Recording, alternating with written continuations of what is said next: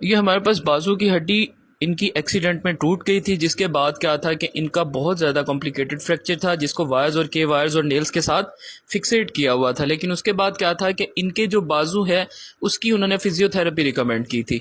वो फिजियोथेरेपी इन्होंने non qualified बंदे से करवाई, जिसके बाद क्या था कि वो जो वायर्स हैं वो स्किन को फाड़ कर बाहर निकल आई।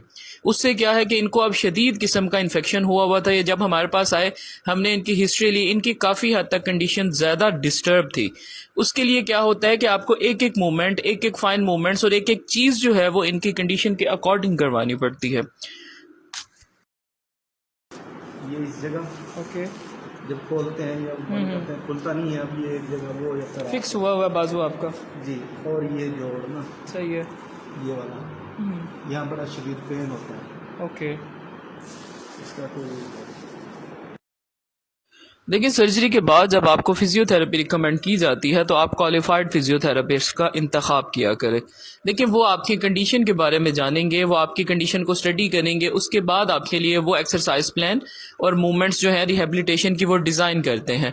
इन्होंने किसी ऐसे फिजियोथेरेपिस्ट से जो क्वालिफाइड नहीं थे, उनका कहते हैं कि 15 ईयर ऑफ एक्सपीरियंस है, 15 साल का तजुर्बा है, लेकिन उन्होंने क्या किया कि इनको कहा कि आप हरकत करें हरकत करें हरकत करें, जैसे वो होता है ना। तो इन्होंने हरकत करते करते करते जो है ये देखें, अब ये जो वायर आप देख रहे हैं जो लास्ट में है, ये वायर इनकी स्किन को फाड़ के बाहर निकल आई है, जिसकी वजह से इनको शदीद किस्म का इन्फेक्शन भी था और इनको शदीद पेन था। इनकी अल्लर नर्व भी डैमेज हुई है, जिसकी वजह से क्या था कि इनकी फिंगर की मूवमेंट्स बहुत हद तक डिस्टर्ब थी।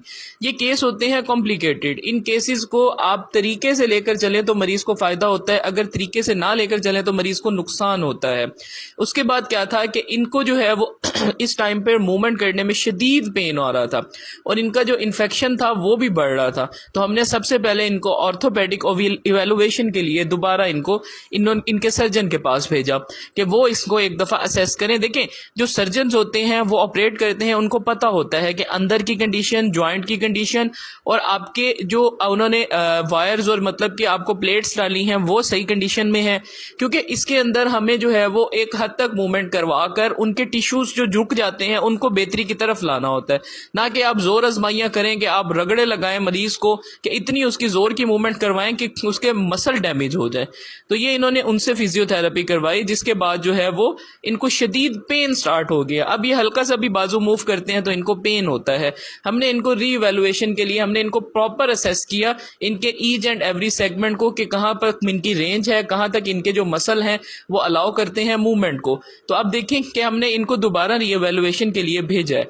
अब जैसे ही अब ये रीवैल्यूएशन के बाद हमारे पास आएंगे तब हम इनकी प्रॉपर फिजियोथेरेपी स्टार्ट करेंगे। सो इसीलिए जब भी आपको इस तरह की कोई कॉम्प्लिकेटेड सर्जरी के बाद फिजियोथेरेपी रिक्वायर्ड हो तो आप क्वालिफाइड फिजियोथेरेपिस्ट से कंसल्ट किया करें। देखें आप अगर क्वालिफाइड फिजियोथेरेपिस्ट से कंसल्ट करेंगे, वो आपकी कंडीशन को बेहतर तरीके से जानेंगे, उसके बाद आपकी जो कंडीशन है उसको अच्छे से इवेलुएट करके उसके मुताबिक आपकी एक्सरसाइजेज और आपकी रिहेबिलिटेशन जो है उसको डिज़ाइन करते होते हैं।